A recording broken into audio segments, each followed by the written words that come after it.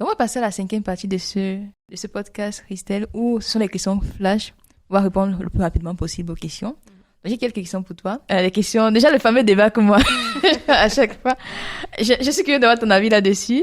R ou Python? Bon, je sais qu'on est peut-être pas d'accord, mais Python. Ah, non, c'est pas qu'on n'est pas d'accord. Honnêtement, personnellement, honnêtement, le logiciel, c'est pas forcément le point sur lequel j'accorde l'importance. Oui. Pour moi, R ou Python, Peu importe. peu importe en fait. C'est vrai que j'ai une préférence pour R parce que j'ai l'habitude de travailler avec R. Tu vois, quand tu as déjà tes habitudes, en plus, c'est tellement bien. Oui. Donc forcément, ok, Python. Donc, tu vois, si on se forme aujourd'hui, Python, d'accord. Aujourd'hui, oui. Du coup, un autre débat, je vois sur LinkedIn, full remote ou présentiel? Ah, moi, j'ai dit les deux.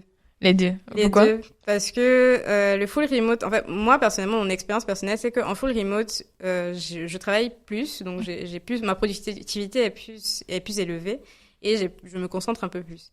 Et quand je suis en présentiel, ça me permet aussi beaucoup de discuter avec mes collègues. Ouais. Donc, pas forcément, même que quand j'ai des problématiques, même quand eux ont des problématiques, on discute, je veux faire telle chose, etc., je sais pas comment faire.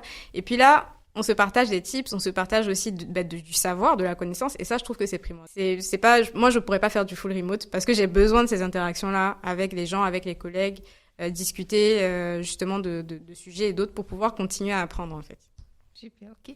Et du coup, un livre ou un film qui t'a inspiré récemment? Okay. Du coup, c'est Cette lumière en vous de Michelle Obama, que je suis encore en train de lire. J'ai pas fini encore, il me reste pas beaucoup de pages.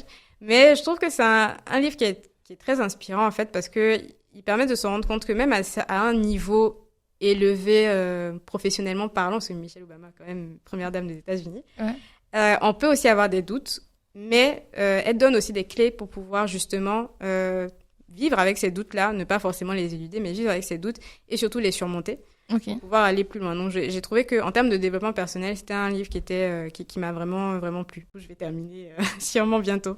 Ça marche, ok. J'ai vu ce livre, je l'avais acheté, mais je n'ai pas encore lu, j'ai pas encore eu l'occasion de le lire, mais je note. Tu me diras ce que t'en penses. Donc, si je le lis, parce que je suis une acheteuse compulsive.